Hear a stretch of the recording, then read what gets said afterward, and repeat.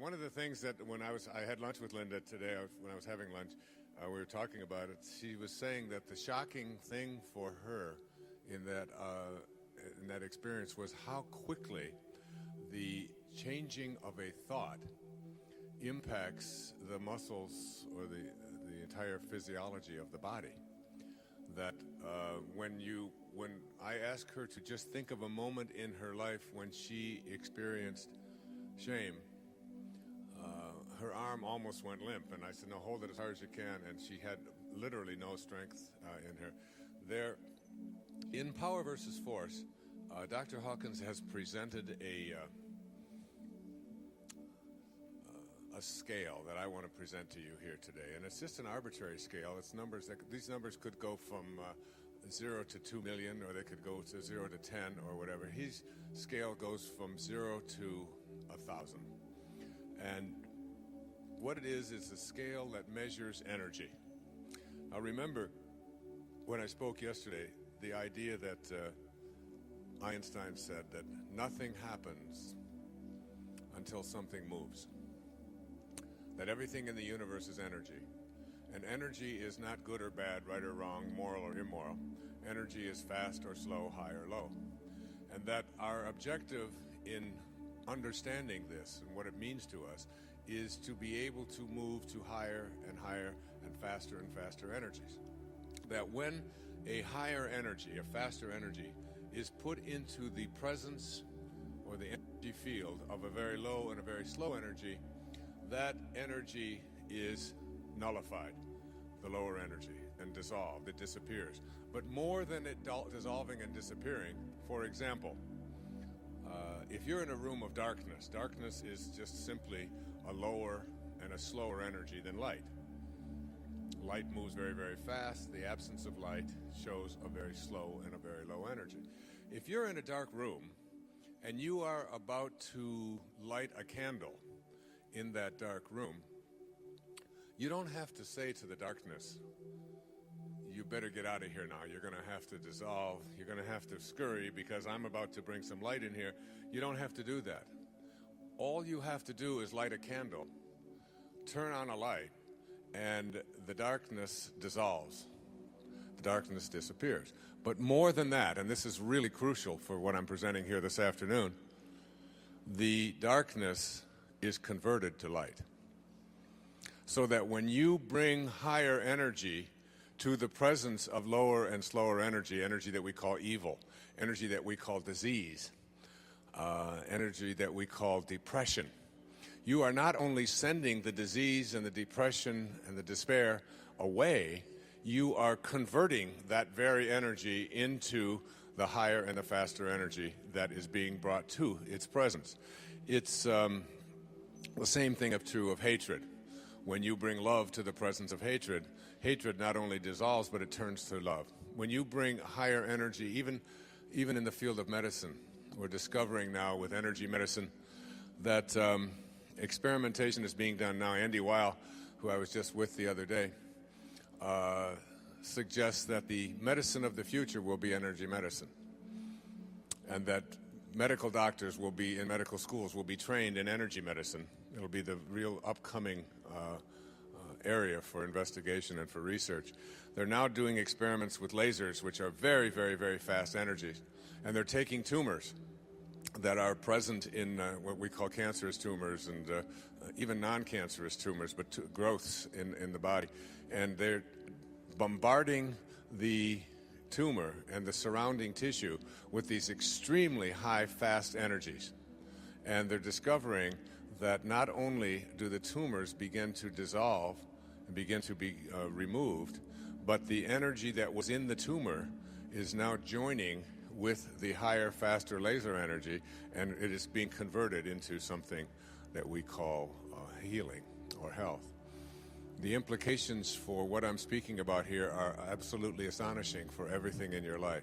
And what I'm about to present to you in this little paradigm in the next few moments is something that could change your life. As I said to you, if you don't take anything else with you that you can purchase here today, be sure to commit yourself to reading Power versus Force and his follow-up to it, if you're up to it, which I had some about here as well.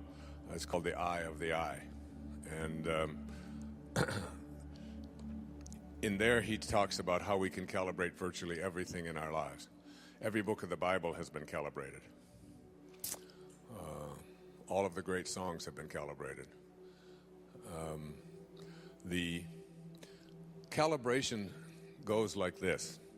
Over here to my left is a calibration of 0. And as far as I can go on this stage, let's say up to the speaker, represents 1,000. The energy level of 1,000 to here. All right? Now, anything that goes up to number 200 on this scale that I'm just arbitrarily giving to you, let's say 200 is right here, represents something called force. And every thought and every emotion that you have that calibrates between 0 and 200 is a thought or an emotion that weakens you in one way or another and lowers the energy field. And those calibrations, those thoughts, I'll give you the number 20 is the lowest, and the thought is shame. And this, by the way, is a 29-year study that was conducted over almost his entire professional lifetime. This is a medical doctor and a PhD researcher as well. And in this 30 years, these kinesthesiological tests that I just briefly demonstrated with Linda up here yesterday are ways that we can determine, because as I was trying to point out to you, the body comes from something that we call truth, perfection. And it can only respond to truth. The moment that you introduce a lie into the body, the mind can fool, but the body, which is this perfect creation of God, only responds to that which is true. And so you can test virtually anything, even the lives of the greatest masters who ever walked among us, by asking questions of the body and watching how the body responds, forgetting about what the mind has to say about it. The body can only respond to truth. Number 20 is shame. At 30, we're moving up now. 30 is guilt. 50 is apathy, grief, fear, desire, anger, until we reach approximately 200. Now, every energy that is below 200 is an energy that when you have that thought, the thoughts of humiliation, of blame, of despair, of anxiety, of hatred, of scorn, any of these kinds of thoughts, these thoughts are in what he calls force.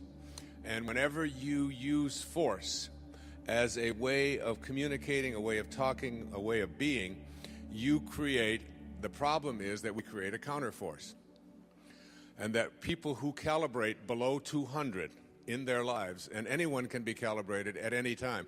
Even photographs can be calibrated. The photograph on the cover of A Spiritual Solution to Every Problem calibrates around 580. And it was a picture that was taken in Assisi after just an astonishing miracle had happened in my life, which I'll share a little bit with you a little bit later. And we have seen experiments where they'll take a picture of a Mother Teresa, and they'll take a picture of a Charles Manson, and they will put those photographs in envelopes that the person holding them doesn't know who is in the envelope. And the picture of Charles Manson, who calibrates somewhere around 30 or 40, will make the person go weak, and they don't even know what picture that they're holding. You have to, it's almost like I said yesterday, you have to willingly suspend your disbelief. You have to do a somersault into the inconceivable and allow yourself to open up to the possibility that every thought that you have and every emotion that you have and every internal experience that you have has an impact not only on you, but as I'll demonstrate to you in a few moments, on everyone that you encounter in your life and everything that you encounter in your life and whatever energy field that you radiate to. So we're talking 0 to 200, but this scale isn't a scale that is consistent all the way through. When you get to a number of 600, which represents extremely high energy, you were talking about maybe a few thousand people on the entire planet Earth today, out of the 6 billion or so of us, who reach this level of consciousness of 600. When we're talking about moving into 700 and 800, we're talking about the greatest spiritual masters who've ever walked among us. People who live at the level of the ineffable, who are unconditional love, and have what Patanjali says, he said, when you become steadfast in your abstention of thoughts of harm directed toward others, listen to that again, when you become steadfast in your thoughts of harm directed toward others, all living creatures will cease to feel enmity in your presence. If you're steadfast in abstaining from a thought of harm, and never ever have a thought of harm or judgment directed toward others, because you have to know that when you judge another, you do not define them. You define yourself as someone who needs to judge. Calling someone else stupid or foolish or evil or whatever does not make them that. That just says something about you who needs to put those kind of labels on other people. So that if you can become steadfast and become an individual who never, but never has a thought of harm directed toward others or judgment, which is almost impossible for all of us who live at these ego levels that we've been conditioned to live at. But if you can conceive of yourself as being someone like that, all living creatures will cease to feel enmity in your presence. St. Francis of Assisi is someone who calibrated in the 900s. Maybe 7 or 8 people in the history of the world have calibrated above 950. Francesco's, in fact, the city just to the north of us, about 40 miles, was named after this little man, St. Francis, who left his worldly belongings behind and just took out to save the church. And he spent the last 2 years of his life up in a place that I visited with my wife a few years ago when I took a group of people to Assisi at Mount Suribasso. And the last 2 years of his life, he had to have his hands and his feet and his side bound so that he didn't bleed to death. Such was the energy level of this being. Hawkins suggests that any person who calibrates at 600 or higher, Mother Teresa calibrated at 600. When Mother Teresa walked into a radio studio where I was on the radio that morning, everyone in the room felt her presence. She weighed about 90 pounds. It's about 4'10". And she radiated out a different kind of an energy. And he suggests in Power versus Force, with his academic and research background, that anyone who can raise their calibration level to the level of 600 or higher, everyone in that energy field is automatically healed. Disease cannot survive when you are around that kind of energy. They said of Jesus, his presence in the village and nothing more would raise the consciousness of those around him.